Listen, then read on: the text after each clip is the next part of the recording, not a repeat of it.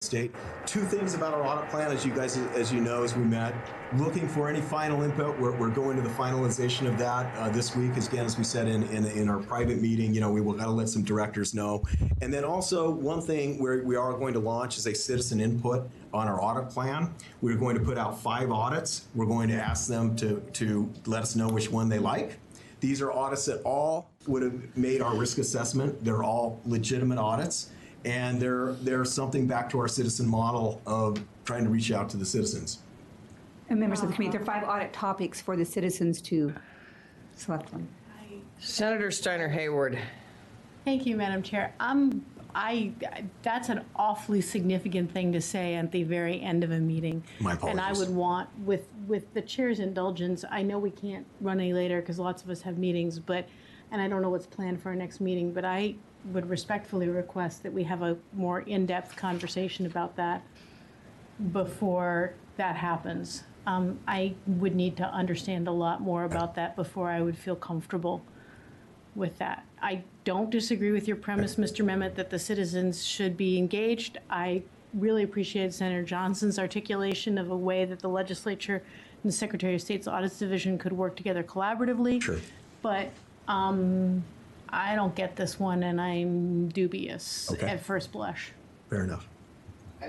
Colleagues, I wish to be associated with Senator Steiner Hayward. In fact, I'm going to be less diplomatic. I am incredulous. This seems to run completely contrary to the conversation that we have just had here, where you are the people's guardians and steward, and you are not pandering to public opinion. And frankly, I think that it could erode the integrity of your elections division. How are you going to ensure the integrity? You put one up there that reflects the headlines in the Statesman Journal. How do you know I'm not sitting there at my computer ticking off votes 20 a minute? Sure. I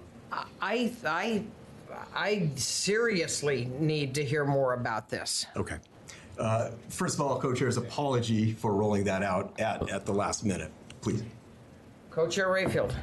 I think the concern is if you have 5, and first of all, I agree, but if you have 5 audits that meet the standard anyway, why the heck would you pander to the public and not just do the audits that are necessary to do anyway? Like that doesn't make any sense to me at all. If it's necessary, if the risk is there, do them, right? Like, this just seems to be a very manipulative tool for the public. When you behind the scenes, you've already agreed that you need to do these audits anyway. Which kind of gets back to, one thing as you're developing this plan, we still want to, despite all of the sharp tongue which we, respectfully put out there, we still want to be involved. Again, I think the key thing is we're looking at this and we're chronically underfunding many different areas of our budgets. Is as you're looking at the audits you do, we want to make sure that those audits are useful for the legislature so that we can make appropriate decisions. And so I would just emphasize that in your decision-making process. And we look forward to seeing the hopefully close to final product, in another draft before making final decisions. Any other comments? All right, I take this seriously enough that I would like the People's Choice audit to come back for our next committee meeting, and perhaps we've missed some nuance here. There's some nuance, but I understand your general point, and I understand your concern. I just can't overstate how negative my reaction is to